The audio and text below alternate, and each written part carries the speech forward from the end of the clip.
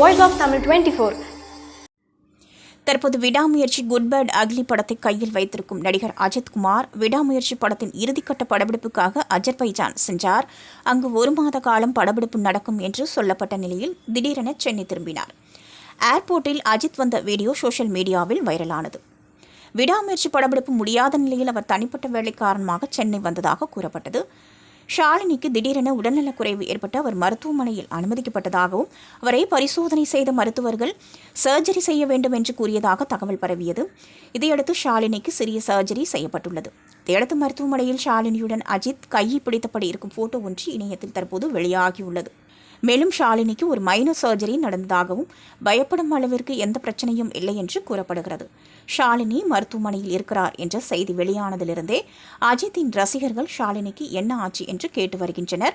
ஷாலினி அஜித் குமார் என்கிற ஹேஷ்டாக் இணையத்தில் ட்ரெண்ட் ஆகி வருகிறது. அஜித் ஷாலினி போட்டோவை பார்த்த பிறகுதான் ரசிகர்கள் நிம்மதி அடைந்தனர். மேலும் ஷாலினி விரைவில் குணமடைய வேண்டும் என்று ரசிகர்கள் தங்களின் வாழ்த்துக்களை தெரிவித்து வருகின்றனர். நீங்க பார்த்துட்டு இருக்கிறது voice of Tamil 24. Like, share and subscribe.